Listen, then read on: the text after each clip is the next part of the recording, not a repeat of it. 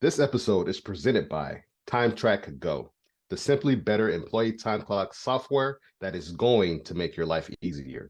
The unique graphical employee time card helps you quickly identify and fix mistakes, cutting your editing time in half so you can go on with your day. TimeTrack Go will not only save you time and money each week, but our easy to understand user interface and the ability to turn an ordinary tablet into a time clock will get your team up and going in just minutes. Now your hours can go to your favorite payroll systems, including Gusto, ADP Workforce Now, Paychecks, and more. Find out what a simply better solution can do for your business. To learn more and sign up for your 14-day free trial, go to www.timetrackgo.com.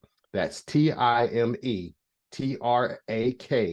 go.com or call 888-321-9922. Let's go.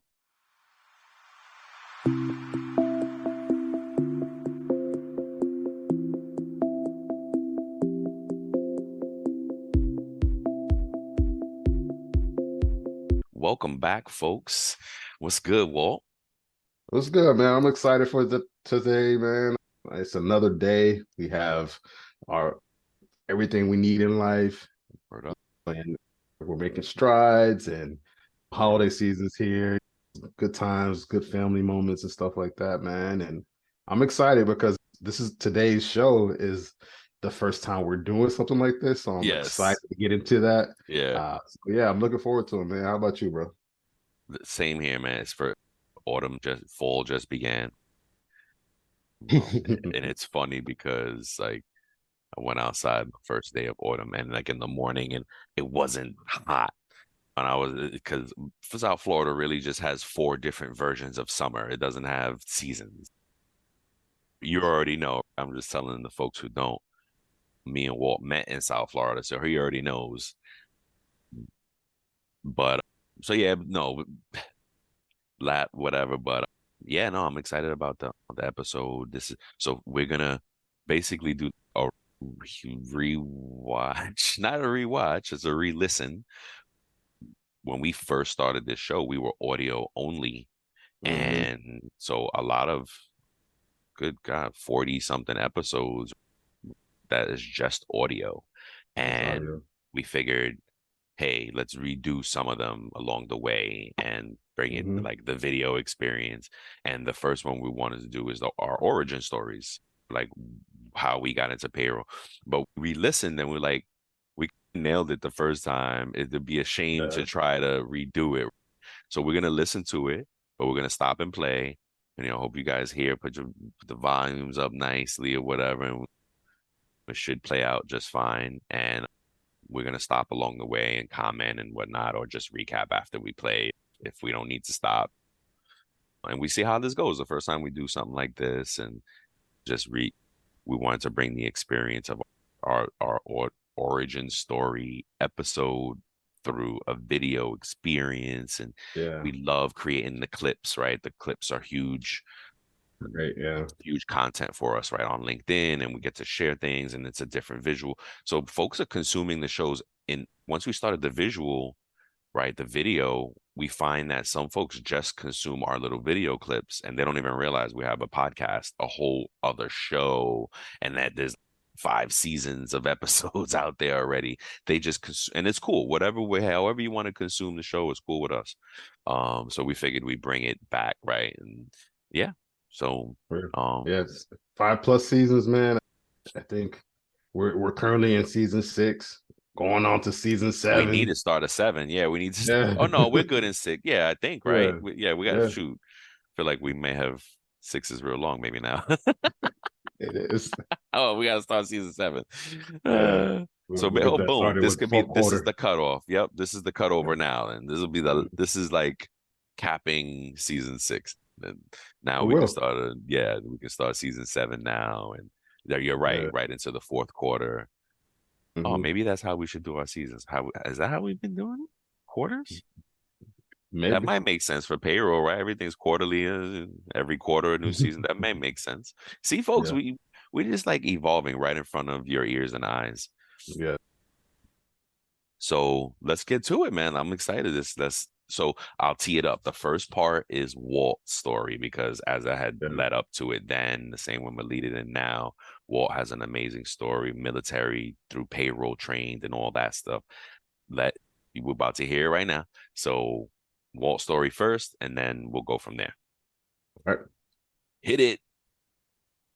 First part that we wanted to talk about is what you would put some thought into. Hey, how did I get into payroll? Did I fall into it by accident? Did I make this choice? In some ways, yeah, we all chose to do payroll. Once you get into payroll and you stay in payroll, it's by choice. Yep. So for my story, my origin story is I joined the military. I had to take the ASVAB when I went in. So I got a certain score, and there were certain jobs that I qualified for based on my score. And so out of all the jobs that I was able to select from, I chose dispersing clerk, which was payroll, in other words, in the military. Interesting. That's how I got into it. That was one of my choices, and yeah, I chose this. Okay, go on. So yeah, I made the decision. I went in, didn't learn any payroll things until after boot camp, and then after that, they sent us to what was called an A school. A as an apple. Okay. So it was an A school for payroll. So you go there for a few months and you learn about payroll. They teach you the ins and outs of processing payroll. That's why I first got my education on payroll. I didn't know anything about it coming out of high school or anything like that. I was an 18-year-old kid in the industry, and so I had to learn about payroll. But I've always been interested in numbers, not necessarily math, but numbers. I've always had an affinity for different numbers and stuff like that and everything. Yeah, man, that was my origin story. That's how I got in the game and why I stayed in the game, and I just ended up falling in love with payroll. What about you, man? What's your origin story? Come on, not so fast. So give me a little bit more. So now after, how long did you spend in the military doing payroll? And then how was your transition from the military payroll job and then like your first job as a civilian? Okay, gotcha. Payroll in the military was a little bit different because your first duty was the mission overall. So no matter the mission, I'm sorry, the mission being like the war, you guys tactical something. Yeah. Battle combat mission. Okay. Right. Yeah, I joined in January of 2001. As we all know, regrettably 9/11 happened that year. So you were in the military when that happened? Yeah, I was in the military when that happened. Oh, wow. So, yeah, so I had to be on guard for that and actually be in danger zones and overseas and stuff like that. And while trying to do my job and make sure people got paid. So, well, I'm sorry to cut you off. Please hold your thoughts. A great story. Yeah. Okay, but I gotta ask these questions, right? For the listeners, right? Listen. Yeah. How was the schedule balance between being a soldier or a seaman, because you were on the Navy, you're a soldier, and what, just like hours wise, like how is that division of labor, that those hours managed, like being a soldier and being a payroll person? Well, you're always a soldier, right? So okay, first. No matter what, first you're always a soldier. Now, okay, if you have a designated job, even though the cooks were in the kitchen cooking for everyone, they were still soldiers in the military. They were still seamen. That was just their designated job that they chose to go into. You had your role and dinner. So for them, they had their set time when breakfast was done, lunch and dinner was prepared, just like we did. Our hours were from 7 to 4. Something like that. We had our own little space, our own little pair. I think it was so impactful. I just wanted to point it out because it was like, shout out to the servicemen. Thank you for your service. And it was so, when I played it back, it was so impactful when you was like, so we're soldiers first. Yeah. And I was just like, oh, wow. It hit me the second time, like it hit me the first time. And I was just like, oh, man. And I just wanted to call that out and thank you for your service, man. And for everybody that has to juggle that, y'all serving each other, but then when shit pops off, you got to serve the country first. You got to remember it's a right. And I just thank you all for that, man. Appreciate that. Appreciate you saying that. And It took some time for me to realize that when I was an 18-year-old kid. I was on my own, grew up sheltered. So when I got out on my own, I was like, oh, I'm living life. And the rules in the military are different than the civilian world. You just can't be all willy-nilly and do what you want and this and that. You have to, there's order in place. So my first year and a half, it took some adjusting for me to get used to that in the military. It was like, oh, why do I have to do this? Why do I have to do that? You're in the military, Duncan. They used to call you by your last name. Rules. And it's the rules. Yeah, you're in the military, Duncan. Mission first.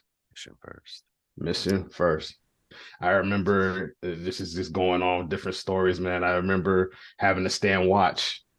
I was on a destroyer ship, which is a smaller vessel, right? And they usually battle and combat like the submarines and stuff like that, right? So that's what the destroyer is, right? And so I had my payroll job, but I also had to stand watch and make sure that guard the ship, guard the vessel. And when we were out and when we were deployed, I remember it was like a scene of a movie. And like the waves were crashing, the stern of the ship was going under the water, and I'm up crazy there next to the bridge, and the waves were coming up there. Like it was crazy like that. It was crazy, but it was a great experience, man. Like you had to make sure that the health of your ship and the help of your shipmates was the first thing you had to worry about. Wow. Something that I feel like I missed was we talked about the payroll transition back, right? How you transitioned, and that's what I had pulled you on here. Well, wait a minute. How did you transition back to civilian payroll from this payroll? But I think more importantly, as we've grown as a show and we've discovered that it's about people. How was your mental transition back to civilian life because I often hear that as a struggle for military folk? For me, I didn't realize it, but I had experienced certain things in the military, being in the war zone and being overseas and stuff like that. I shared this story with you. I was almost captured while being out in wrong place, wrong time, and guys having AK-47s pointed at me and being there by myself. And I was fortunate and lucky that they let me go. That really did a number on me. And I didn't realize that because I was still young. I didn't know about self-care and mental health and all that other stuff. So tried to come back into the corporate setting from the military. And I had really bad social anxiety. And I didn't know it. Like why I didn't know why I was feeling that way. I didn't know about any of that stuff. So that was a transition for me to get back and be like, okay, and not feel like I had to look over my shoulder, look at the corner of my eye to see if anybody was gonna get me. Run up on you. Right. Yep. Yeah. That was an adjustment period for me. Dang. And thanks for sharing that, man. Building that trust. A lot. Yeah. Building that trust and stuff and everything. And getting past that took some years and some therapy and stuff. So that was a big transition. Yeah. Damn. All right. Go ahead. Play. We had our own little space, our own little payroll office. But Go ahead. But if something jumped off at 11 o'clock in the morning, that's it. You put pencils down and go be a soldier. Yeah, you go be a soldier. So they will run drills. Something that we will run constantly is called general quarters. So those would be the drills that we go to. And so they would hit that, and then you have to go to your station, whatever you're assigned to do. If you were designated to fight a fire, if there was a fire on board the ship or something like that, you had to go to your designated station and go there. If there was an attack, same thing. They would say general quarters. Wow. All hands on deck. Yes. You know wow. So this explains a lot, bro. And it says a lot about why your claim to fame is processing. We talk about that for each other. Like both of our claims to fame is processing. Yeah. And now I get why It is because like you had to balance. Yes. It's for all intent and purpose war at some point, Mhm. and just getting timesheets done and pay and adjustments made and things like that. And that's amazing, man. Amazing. Thank you for your service, bro. I don't know if I tell you that Yes, sir. enough as a You friend. do. You do. Okay. Yeah, thank you for your service, do. bro. So I want to say something here about the processing, how you said my claim to fame is processing. Hmm. We had to be on point, just like now in Yeah. the regular setting, corporate, civilian world. Like you have to make sure that you get the data. But the system that we used back then was almost, I would say, it was like an MS DOS type of thing for payroll. Seriously, I like, believe you. Yeah. and you had to key everything in, like it had to be on point because literally you were basically programming the system to pay that, almost like entering code when you're building Yeah. something. And so I've seen it where someone forgot to put a decimal point on someone's re-enlistment bonus. So instead of getting $10,000 or whatever, $100,000, they got $1,000,000. So I remember one guy in the My military, God. he got a re-enlistment bonus and they paid him $1,000,000. And they couldn't, No. and yes, and they weren't able to pull the funds back. So they had Oh, to set him up on a payment plan where he took his check, all his check no. every week. Yes. For Yeah. years, they've front For loaded his years. payment. For years. So he was like, "Yeah, I'm in this until Hey, the now wheels I fall guess I off." got it. You Yeah, know? for real. Yeah. Now I'm a Yeah. lifer now, for real. You Like, got some of yeah. my retirement too. Yeah. Yeah. You know what I'm saying? So like That's they paid him off. crazy. Mhm. And so just wanted to share that and like they say, That's a hey, good one, yes, no we doubt. we had to make sure, just like in the civilian world, we had to make sure that everything we put in was perfect in there. So that and you had to make sure that everything was good. There was a different way to put in deductions. There was a different way to put in Wow. earnings and stuff like that. The good thing is that there were no timesheets. Everyone had a set salary based on your rank and your tenure. Yep.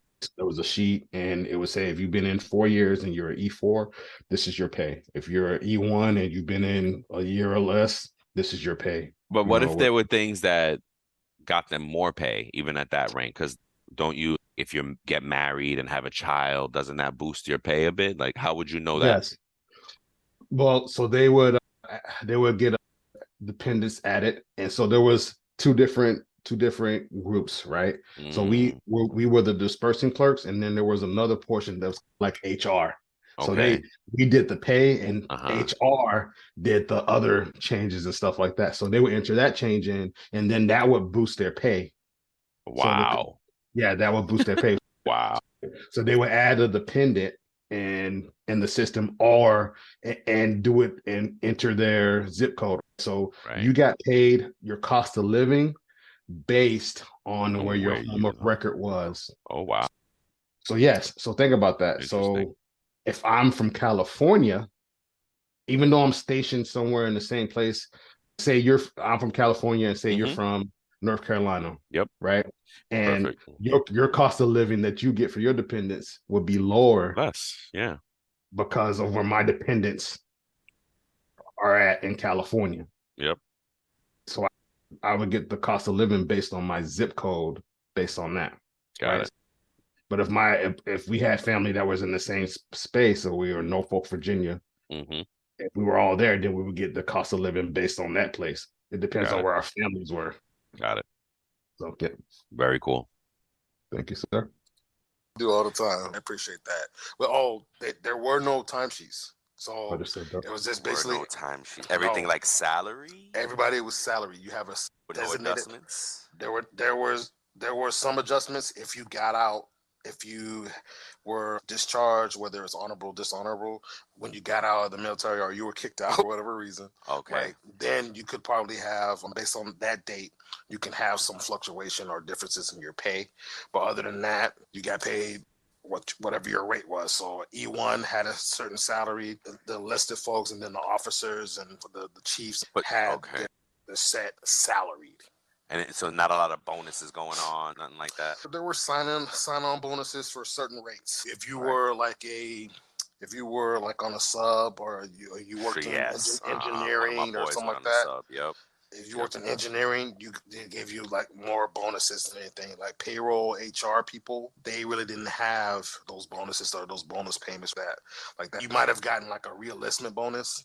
Okay. Based on your tenure or your years of service, but other than that, very interesting, man. That's amazing, bro. So now take us from there. Now, how did you transition into civilian? Was your first job as a civilian in payroll, or did you have to? Yes, it was in payroll. So as soon as I got out after my 4 years, the whole war thing, okay, I'm done. I'm out. So I got out in 2005. Was still in the reserves for a few years, several years after that. Oh, wow. Okay. But yeah, I jumped into the temp agencies, looking for jobs and stuff like that. And so my first permanent position was with a PEO. Okay. I'm not going to say their name. But I was hired by them and brought on and just thrown into the fire. Like I didn't really I didn't really get too much training. They basically said, "Hey, this is how you do this. Boom, boom. There you go. Off to the races." Off to the races. Sink or swim. Yeah, that was initially my first experience coming from transitioning from active duty military to civilian life. It was different. It was different because you could really speak back in the civilian world versus the military. You really can't talk back. Yeah, exactly. Whatever. Different culture. Yeah, it was a totally different culture. It was new for me. It took some adjustment period for me to get used to be able to say, hey, I have a voice. I can express myself and be able to say that stuff and whatever. There was an adjustment period for me. I love this. Because I'm learning a lot. I like a lot more things are making sense. We talk all the time, but I'm still learning things through the conversation. So I appreciate it. And I hope the listeners appreciate it. It's an awesome story. That's cool. Sure, bro. Yeah, that's a good. I like that. I like that version a lot better because I think we gloss over it real quick. We didn't dig deep. After high school, I did not go straight into college. Jumped right into mine. For my family business for about a year. And I thought making money was more attractive at the time, and all the older folks were telling me go to college. But I was like, no, I'm about to make this money right now, so this seems better.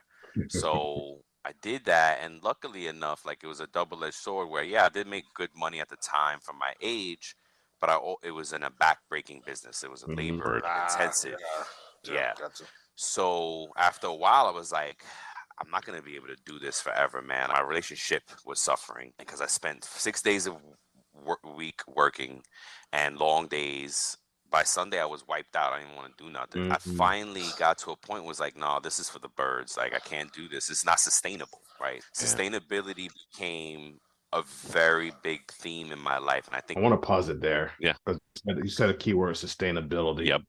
Do you feel like now in your current life that you've reached a level of sustainability that is what your ideal situation is, or do you think you're still chasing that? I'm still chasing it. Still chasing it? Yeah, okay. For sure. Yeah, I think sustainability can mean different things for different people, right? The sustainability is a buzzword for the green movement, right? Going green and being our brand manager, Brian from Bigger Creative. His whole movement is about sustainable graphic design now, right? Sustainable art and sustainable deliver of his product to his. So it means different things for different people. Sustainability for me is a part of it is survival, and right, and it's something I tell my oldest daughter all the time. I just want you to be able to sustain yourself. Like beyond that, sometimes maybe I feel like even talking to her one time, I maybe feel like I shot too low as far as the goal for things. It's the bare. If you can take care of yourself, you could do anything from there. If you've built a sustainable life that is like, all right, boom, I have my own, I'm on my own, I can feed myself, I can house myself, I can I'm sustainable, self-sustaining, right? Then sky's the limit. You could do anything you want from there. Yeah. So I think sustainability became a lot of it was survival in the beginning. And for me, it means efficiency as well, being efficient. So I think it's something that I will always strive for. Yeah. I'll always be Nice. chasing, I think. Yeah. Thanks, man. Thank you That's a for good that. one. Yeah. Thank you. Sustainability became a very big theme in my life, and I think it started then, and it still is a very big theme. Sustainable practices, that's how we last in payroll. That's how we build good departments and good processes, is sustainable practice.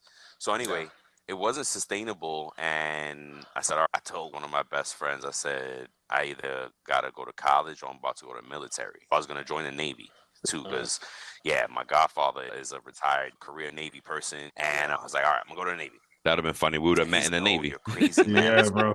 Yeah. Buddied up. So fine, fast forward, a few years later, I don't know, 4 or 5 years later, I had my degree. And during that time, I still worked for the family business, and I was able to get in the office now. This might be a joke because you just said family business, and it's nothing to do with Pablo Escobar. Your last name's Escobar, No, right? yeah, no. Okay. No. So what was the family business? Contracting. My brother had a Sears contract back in the day, and we just installed appliances, air conditioning, everything in the kitchen, and every household appliance, basically. Gotcha. Yep. Yeah, for a long time. That was that backbreaking stuff Some that I was office like, work I can't because do my this. schedule didn't allow me to be on the road anymore in the labor part of it. So I was able to get some office work. So by the time I graduated from college, I had my degree in business management, and I had this experience from the family business that happened to be writing 1099 checks. Oh, wow.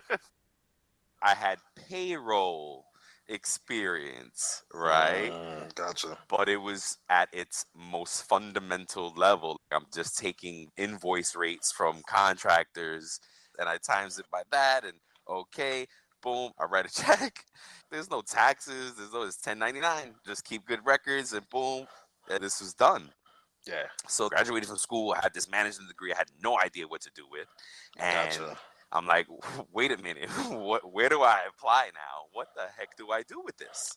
It's not a big problem, guys. You got to really just start thinking. You have to start thinking and being creative and understand like where you fit in and where jobs you can apply to and where you're going to leverage your degree. So I understood that I was entry level.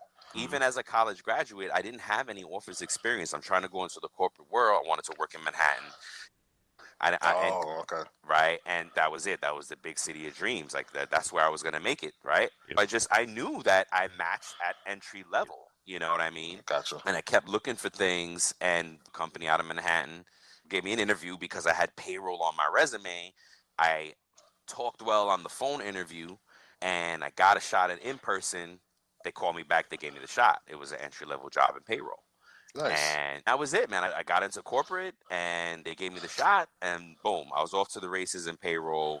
And I kept leveraging my experience and things to keep growing, man. Because unfortunately, you have to move around sometimes if you want to grow. And as we talk about origins, we could talk about a few different things with the roles that we will get. Is payroll professionals, like our origin stories are often like getting a shot at doing it.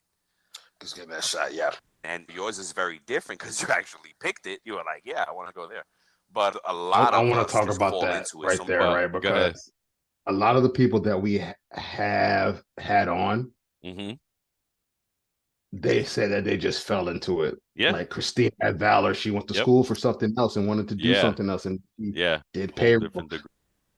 Lindsay, Adrian, like different people. Ian, like they did other things and had Anita either Latink or focus on something else. Yeah, Anita Latink had a focus on something else on their education, and then they just fell in the payroll. They was like, you know what? Yeah, somebody transition out, and they asked me to slide in and do payroll, and I've been doing it ever since. So that's interesting. It's interesting. Many stories I hear, I used to sit next to the person who did payroll. They went on maternity, they never came back, and my boss just gave me a shot to do it. Something like that. And there are stories of that type of, we just stumbled into it, and because there's no aim, right? There's no degrees, there's no path to a success that's known. We're going to teach you guys the path of success, let me tell you. Yeah. But there's nothing out there now that you can just say, hey, I want to be a payroll professional. What does that roadmap look like? Yeah, it's not something that's pretty much advertised out there like that. Like, hey, you're gonna do payroll. Come this way. But look, it's a legit career, and it's been getting more and more notice, and people are fighting more for this. A lot of payroll groups on LinkedIn that are doing a lot to build awareness, and I believe they're getting payroll as its own type of industry, because it is very frustrating when you go onto these sites and they say, what industry do you work in or whatever, and you feel like you're in payroll is itself its own kind of thing and bucket. So you see human resources there and finances there, and you're like, wait a minute, payroll should be a subset, at least at the very minimum, of something, or both, because we're in either human resources or payroll. Yeah. And that's how the origin, again, looping back to our origin story, that's how you usually get in, is at this level, and you grow from there, whether you like it I or find not. it interesting because I know that when we recorded, this is one of the first 10 episodes that we recorded. Yeah. Right. And I think even back then, some of the key things that you were saying is payroll is an industry. Yep. Like, and those weren't conversations that we had with other people yet. We hadn't had any guests. That's true. That's right. Hadn't had That's conversations with Christina right. and Gerard and all those people saying that payroll is an industry. And so I find it interesting that one of the first few episodes that we've done, you mentioned that in there. Hey, payroll should be a subset. When you go to these companies and you go to these job boards and you say, hey, I'm in the payroll industry, and you're not able to select it. It says finance and whatever, or HR. That's whatever. it. Finance, HR, operations. And payroll could be under any one of those or stand alone. Still true. No, and that's something real quick before you start back. That's something that I heard as well. The evergreen of this episode, right? And we said that out the gate, like our stuff is evergreen. And if you don't know what evergreen means, I think, and we can look it up real quick, but for media, I believe it means like when the content is good forever.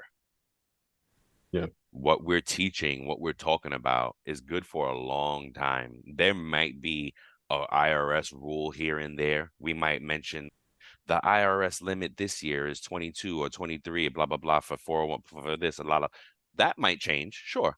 But the fact that there is a limit that you got to be aware of will never change, right? Yes. That's the evergreen piece of it in the payroll world, right? So that's the beauty of it. And I heard that all throughout. And you're right. We were talking about, we spoke it into existence. We absolutely attracted the people that were in the movement. Christina at Valor is still very much our kindred spirit out there in the business world. We're both teaching payroll, and we do it in very different ways, and it's both valuable.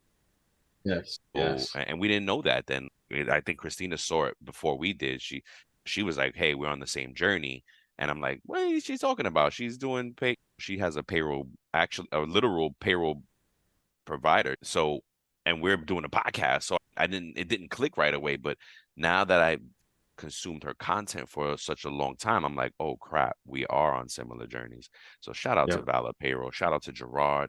Shout out to everybody, Fran, for all the friends of the shows and everybody that's been on. Man, we love you. Everybody that we don't know, that we listen, we see you guys. We see you listening and consuming. We love you. Thank you so much. We the best is yet to come, folks. So keep listening, listening. Yeah. So let's finish this one up. You said you fell in love with, and I don't know if I fell in love with it, and I didn't. I fought it, I believe, for a while. I did it well, but I just had so much ambition, and it took me a long time to realize folks either very passionate about something or they're really good at something, and that's what they leverage to build their own businesses and have that financial freedom. and it just took me a while to get there. So we're leveraging our talent, and it's absolutely a good career path. And this journey, hopefully we show you guys that in this journey of a payroll professional. And again, we're going to have some episodes that we're conversational about where those stages are, right? And some other episodes that'll be more tactical. Payroll 101, for instance. There's some things as a new payroll professional.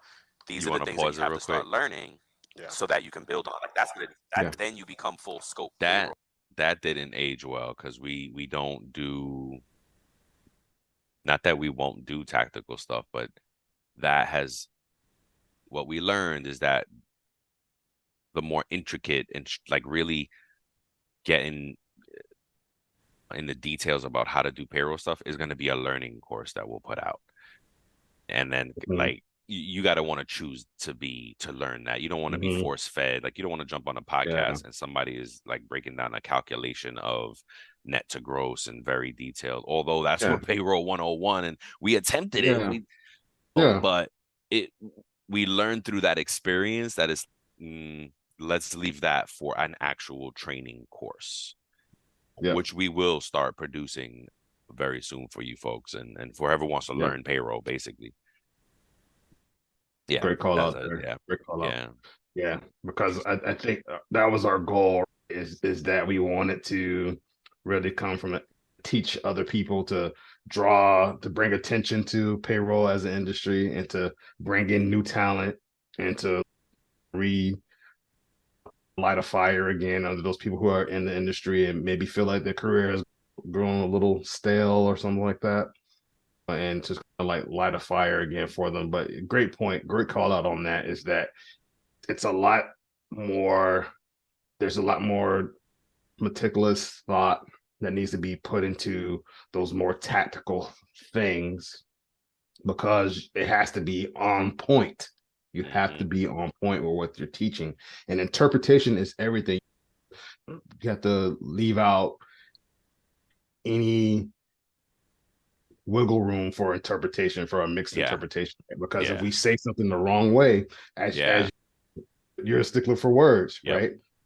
You're very literal. So if I say something and I use the wrong word as a part of my sentence, it can change the whole meaning of what we said. And if you don't mind, I'll give them a quick example. I stopped one of the shows we were talking. So we have another show. We started just another show. It's about your paycheck. So go check that out. It's aboutyourpaycheck.com. You'll also see it on our subscription on itsaboutpayroll.io. Check it out. Check it out. But we were doing a show and we were talking about, I forget, I think it was the net or taxes or something like that. And Walt said something, I know what he meant, but he didn't say the right word. And we literally debated, and that wasn't an argument, but we had to talk it out for like a half hour before we could continue the show.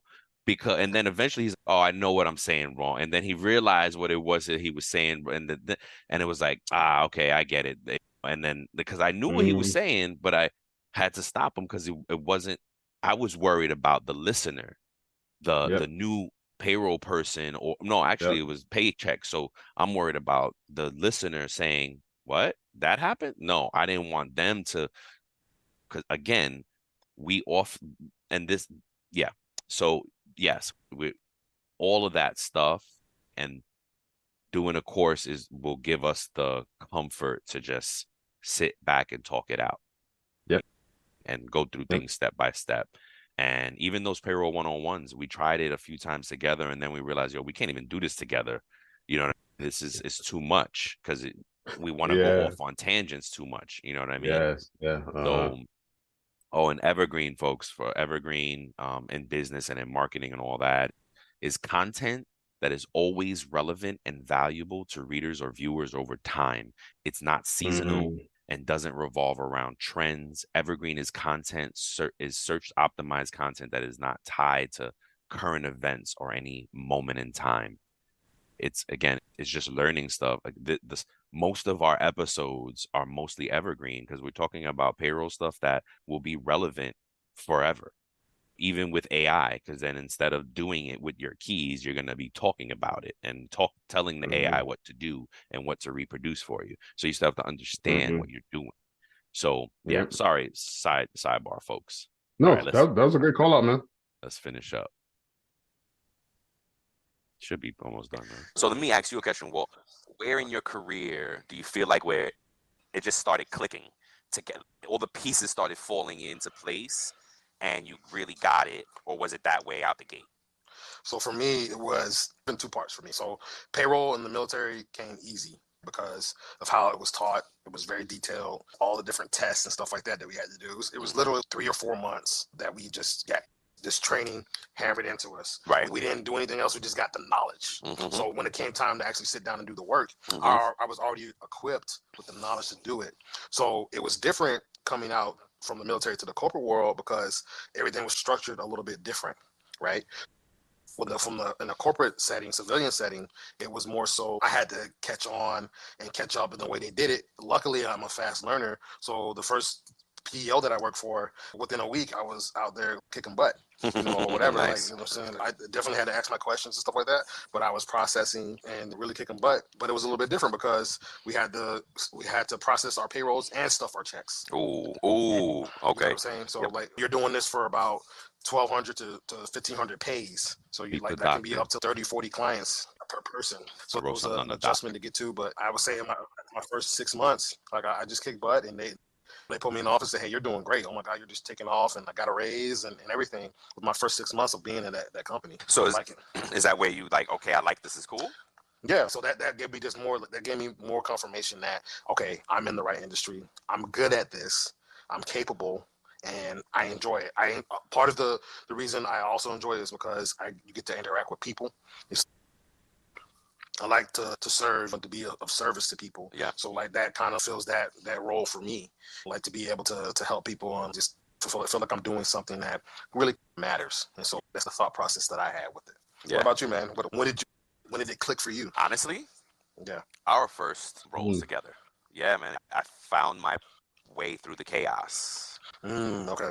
So the fact that I really had to apply everything I knew, I had to research and learn more, and really, that is what made that it was going to make or break me, that situation, and it made me, man. I've been a different place since then. As that's where the whole approach this as a consultant was born.